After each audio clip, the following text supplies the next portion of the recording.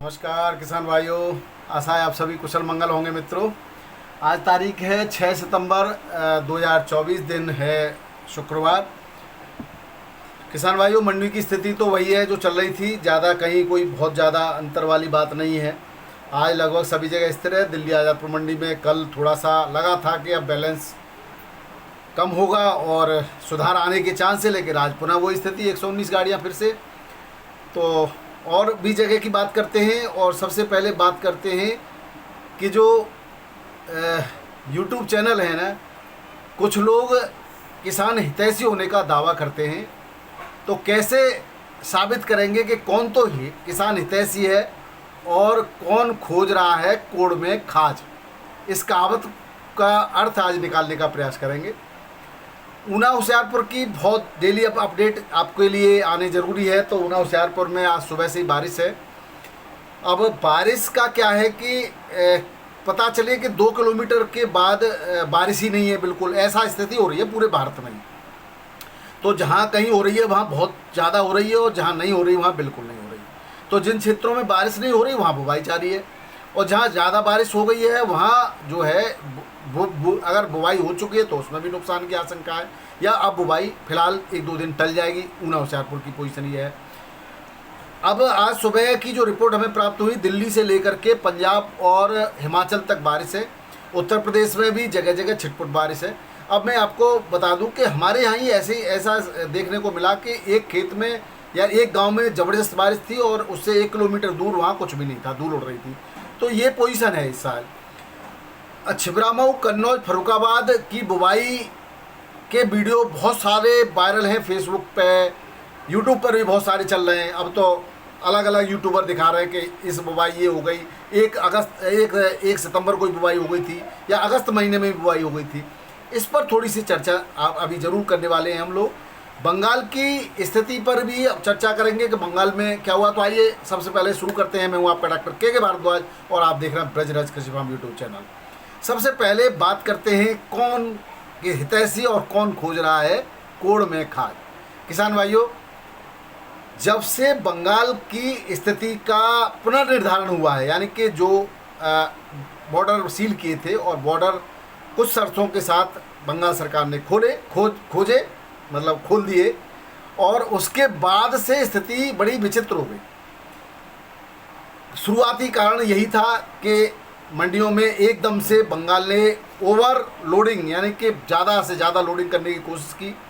उसकी वजह से जो उनके आसपास की मंडियां थीं, बंगाल की जो निर्भरता है वो आपको मैं पहले बता चुका हूँ, उड़ीसा, आंध्र प्रदेश, बिहार, आसाम, इन राज्यों पर रहती है। इन राज्यों की बंगाल पर निर्भरता रहती है।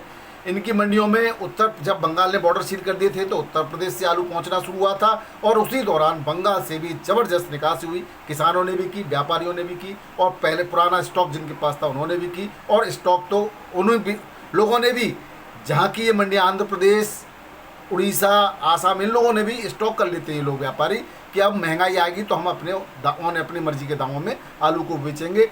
तो इस तरह से ओवर स्टॉक होने की वजह से वहाँ पर रेट गिरे, जो आज तक नहीं संभल पाए।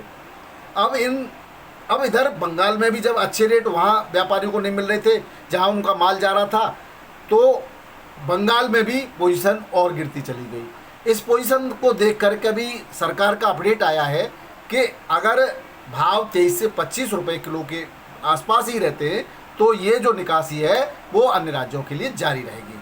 अगर इससे और कुछ गड़बड़ होता है तो निकासी को आगे रोका भी जा सकता है।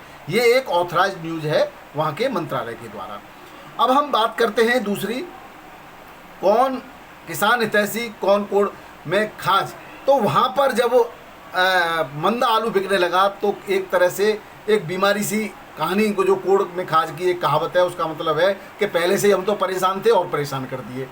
तो मंदी वहाँ से धीरे धीरे करके उत्तर प्रदेश का रुख करती गई। बंगाल और उत्तर प्रदेश दोनों ही आलू धीरे धीरे नीचे आ रहा है, और इसमें और खुजली करने का काम जो कर रहे हैं वो ऐसे यूट्यूबर कर रहे हैं जिसका कोई मतलब नहीं है। मान लो किसी पागल आदमी ने खूब पता है कि मौसम ख़राब होगा, बारिश होगी, आलू सड़ जाएगा। मैं कहता हूँ उन यूट्यूबर्स को उनकी अपडेट ज़रूर देते रहिएगा कृपया करके, कि उनका कितनी पैदावार हुई। मैं आपको दोष नहीं दे रहा, किसी यूट्यूबर को मैं दोष नहीं दे रहा, आपका काम है, अगर आप सही अपडेट करते हैं तो ये आपका काम है। लेकिन उन किसानों की बात सोचिए, कुछ तो फौजी इस तरह के होते ही हैं कि भाई मौसम ख़राब है, टेम्परेचर भी अनुकूल नहीं है, अगर आपने आलू बो दिया है और ठीक है जर्मिनेशन भी हो गया है, तो क्या आप इसमें ट्यूबर्स बन जाएंगे? और ट्यूबर मान लो बन भी गए और 10-12 पैकेट का आपने निकाल भी लिया और 50 रुपये का आपको भाव भी मिल गया। अभी आप किस भाव से आलू को का बीज डाल रहे हैं? 7-8 पैकेट का जो बीघा आप डाल रहे होंगे और 8-10 पैकेट का मिल जाए आपको, तो आपको क्या मिलेगा? और पूरा खेत आपको घिरा रहेगा, पूरी लागत आप लगाएंगे ही लगाएंगे। अगर आप लागत नहीं लगाते हैं और हल्की क्वालिटी का बीज डालते हैं तो कुछ निकलने वाला नहीं, उसमें वो सड़ जाएगा। तो इनसे किसान भाइयों दबाव लेने की आवश्यकता नहीं है। इनमें अभी जो उत्तर प्रदेश की जो बुवाई शुरू हो गई है, ये कुछ अति उत्साही युवक हैं जो नया प्रयोग कर रहे हैं। हालांकि हमारी ऐसे लोगों को भगवान सद्बुद्धि दे, हम बार बार यही कह रहे हैं कि भाई मौसम आने वाले समय में अब 1 महीना लेट चल रहा है। जो तरह से अगस्त में मौसम रहा करता था वो सितंबर में रहने वाला है कहते हैं, और अब वो सितंबर वाला जो अक्टूबर में तो 15-20 दिन पीछे खिसका है मौसम, तो उसका भी आपको असर देखने को मिलेगा। तो ये बात इनकी है। और जो चैनल इसी बात को बार बार इधर उधर प्रसारित कर रहे हैं, वो टोटल सोशल मीडिया पार्ट के रख दिया है कि भाई आलू उत्तर प्रदेश में बुवाई शुरू हो गई। इसका क्या मीनिंग है? आप अगर आपकी अच्छी सोच है तो बेहतर है, वरना मुझे तो नहीं लगता ये बढ़िया सोच है। मैंने आज फेसबुक देखा तो कम से कम 20 चैनलों पर यही था कि कन्नौज में आलू की बुवाई शुरू, आलू तो 1 तारीख को ही हो गया, बुवाई शुरू हो गई थी और ये हो गया था, वो हो गया था। देखते हैं, आपकी भी बात को देखेंगे और हम भी कन्नौज जाएंगे और देखते हैं कि कितनी उसमें पैदावार होती है। ये सब केवल और केवल कुछ लोग भ्रामक खबरें फैला करके, बुवाई हो जाए उससे फ़र्क नहीं पड़ता, लेकिन इसको प्रचारित प्रसारित करने से एक मानसिक दबाव लाने की कोशिश की जा रही है। आलू को मंदा तो चल ही रहा है अभी, और मंदा करने की कोशिश है। किसान भाइयों, मंडियों में उठान नहीं है किसी में भी। आज मुंबई में भी उठान कम हुआ, जयपुर में भी उठान कम हो रहा है, कानपुर में भी थोड़ा सा कम है उठान, लेकिन हालांकि अब आवक कंट्रोल है कानपुर में, तो कानपुर थोड़ा सा सुधार है, कानपुर में लोगों को नुकसान नहीं हो रहा है। लेकिन आप इन तथ्यों पर आप थोड़ा सा गौर कीजिएगा कि आखिर उठान कम क्यों है। देखो, नंबर 1, आलू महंगा है तो ज़्यादा नहीं खरीदेगा आदमी, ज़रूरत के हिसाब से खरीदेगा, क्योंकि रखने पर उसके सड़ने के चांस रहते हैं, उसके खराब दागी होने के चांस रहते हैं, जल्दी खराब हो जाता है। तो न तो उपभोक्ता ज़्यादा खरीद रहा है मात्रा में, और न जो बेचने वाला है छोटा विक्रेता व्यापारी वो ज़्यादा खरीद रहा है इधर लगातार। और दूसरा, जो बड़ी मंडियों में उनके यहाँ से जो लोकल मंडियों में आलू सप्लाई होता है, उन जगह के रास्ते दुर्गम हो चुके हैं, बारिश की वजह से रास्ते सही नहीं हैं, ये भी एक कारण है। दूसरा, अभी जहाँ गर्मी है वहाँ बहुत गर्मी है, जहाँ बारिश है वहाँ बहुत बारिश है, तो गर्मी की वजह से आलू खाता नहीं है लोग, बारिश की वजह से खा नहीं पा रहा है, वो खरीद ही नहीं पा रहा, जा ही नहीं पा रहा कहीं। तो ये सब कारण है। इन सभी जगह पर आप सर्च करना इन कारणों को, आप न्यूज़ चैनल पर देखिए तो सही, कहाँ कहाँ पानी आ रहा है, कहाँ कहाँ बाढ़ आ रही है, कहाँ बरसात हो रही है, कहाँ नहीं हो रही है, तो आपको स्थिति क्लियर हो जाएगी। अगली बात करते हैं तो छिबरामऊ, कन्नौज, मैनपुरी, फर्रुखाबाद में जो बुवाई है वो आधारहीन है। उसका अभी इन रेटों पर तो क्या, जो नवंबर में आने वाले जिनकी फसल आएगी तब भी कोई ये असर डालने वाले नहीं है। आप ये देख लेना, मैं इस बात को गारंटी के साथ कहता हूँ, क्योंकि 1, 2, 10, 20 बीघा आलू करने वाला और जो प्रोडक्शन कितना ला के देगा, उसकी क्वालिटी क्या होगी, ये भी डिपेंड करता है रेटों पर। और जो आलू आ भी जाए बाज़ार में और उसको एक दिन तो आदमी शौक में खरीद लेता है, फिर उसका कोई न टेस्ट रहता है न क्वालिटी रहती है, फिर उसको खरीदता नहीं है। ऐसा पिछले साल भी हुआ था। अब पश्चिम बंगाल की बात करें तो एक आंकड़ों के अनुसार 23 अगस्त से जो वेस्ट बंगाल है, यहाँ पर ओवर सप्लाई की वजह से करीब करीब 8% दाम जो बंगाल में गिरे हैं, और इसकी वजह से जो है परेशानी का कारण बना है।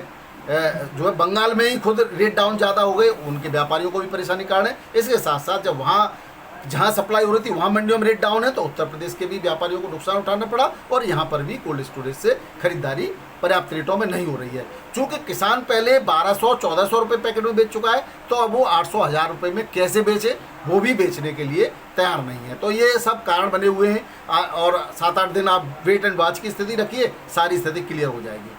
अगर हम आज के रेटों की बात करें तो दिल्ली हाजीपुर मंडी में तो कोई परिवर्तन नहीं है, 119 गाड़ियाँ हैं। जब तक गाड़ी और बैलेंस समाप्त नहीं होगा, यहाँ कोई लाभ की उम्मीद करना बेकार है। बाराबंकी में भी वही रेट है, चिपसोना 23 से 24, काटना 24 से 25, राजनरवन 21 से 22, और सफ़ेद आलू 20 से 21 रुपये किलो के रेट से बिक्री हो रहा है।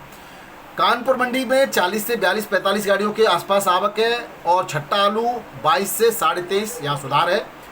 गुल्ला जो 18 से 21 में बिक रहा है। आगरा का बढ़िया सुपर क्वालिटी का एक्स्ट्रा शॉर्ट 22 भी है। कंचन 21 से 23, सिंदूरी 23 से 24, हॉलैंड 23 से 25, चिप्सोना 22 से 24, हाइब्रिड 20 से 21 और सीनाथ 25 से 26 रुपये किलो के रेट से यहाँ पर बिक्री हो रहा है। लखनऊ मंडी की बात करें तो यहाँ पर किसान भाइयों कानपुर में गुजरात का भी आलू है, 2 गाड़ियाँ हैं और 15 से 20 रुपये किलो की बिक्री है। ये सबसे ज़्यादा कहानी खराब है, पता नहीं क्या मिल रहा है इन कंपनियों को जो इन गाड़ियों को बेच रही हैं। अब ये तो यही जाने और या आप बताइए। लखनऊ की बात कर लेते हैं। लखनऊ में 11 गाड़ियां हैं और चिप्सोना 23 से 25 रुपये किलो, सैतीरा में 22 से 23 रुपये किलो, हल्का 20 से 21 रुपये किलो। वाराणसी मंडी में 10 गाड़ियां हैं। LR आलू 25 से 26, हल्का 23 से 24, 3797 22 से 23, हल्का 20 से 21 रुपये किलो के रेट से बिक्री हो रहा है। अब बात करते हैं, हमारे यहाँ मौसम खराब है, लाइट आ रही है, बादल हो रहे हैं, तो ऐसा अंधेरा सा छाया हुआ है। तो यहाँ पर बारिश तो नहीं हो रही, लेकिन बारिश के चांस हैं और कहीं कहीं छिटपुट आसपास हमने पता किया तो कहीं कहीं बहुत बारिश भी हो रही है। अब हम बात करें जोधपुर की, तो जोधपुर में 12-13 गाड़ियों की आवक है, 23 से 25 रुपये किलो बढ़िया आलू के रेट है। हल्का 20 से 22 और पंजाब का आलू यहाँ 18 से 21 रुपये किलो के रेट से बिक्री हो रहा है। भोपाल मंडी में 18 गाड़ियों की आवक है, 3793 आलू 24 से 25 रुपये किलो, हल्का 23 से 24 रुपये किलो। पटना मंडी की बात करें तो यहाँ सुधार देखा गया है। पटना में बिहार में लाल आलू 27 से 28 रुपये किलो और हल्का 25 से 26 रुपये किलो, सफ़ेद आलू 24 रुपये किलो के आसपास है गुल्ला। अब बात करें होशंगाबाद की, तो यहाँ पर यूपी का आलू 26 से 27 रुपये किलो, हल्का 24 से 25 रुपये किलो। जबलपुर में G4 आलू बिक रहा है, वो 30 से 31 रुपये किलो बिक रहा है, हल्का 28 से 29 रुपये किलो। और सफ़ेद या मिलिट्री आलू बिकता है, वो 29 से 30 रुपये किलो, हल्का 27 से 28 रुपये किलो के रेट से बिक्री हो रहा है। अहमदाबाद मंडी में स्थिर हो गए रेट। 36 गाड़ियों की आवक है। कोलंबा 32 से 33, हल्का 28 से 30, बादशाह 30 से 32, हल्का 27 से 28, ख्याति 28 से 30, हल्का 25 से 27 और पुखराज आलू 25 से 26, हल्का 23 से 24 रुपये किलो के रेट से बिक्री हो रहा है। मुंबई मंडी में थोड़ा सा आज दबाव है, 23 से 24 हज़ार पैकेट की आवक है, बैलेंस भी बचा हुआ है और 25 से 26 रुपये किलो के बढ़िया आलू के रेट हैं। सूखा आलू बिक रहा है 27 तक मैक्सिमम और गीला आलू बिक रहा है 23 से 24 रुपये किलो, शुगर फ्री 24 से 26 रुपये किलो रेट से बिक्री हो रहा है। पुणे मंडी में वही 28 से 30 गाड़ियों की आवक है और 26 से लेकर के 27-28 रुपये किलो तक के रेट हैं।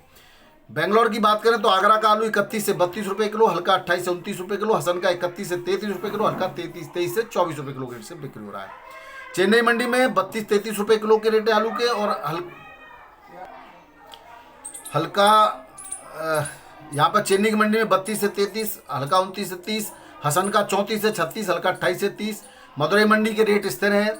मदुरई की बात करें तो 33 से 35 रुपये किलो, हल्का 30 से 32, तिरछी में 32 से 34, हल्का 30 से 31 रुपये किलो रेट से बिक्री हो रहा है।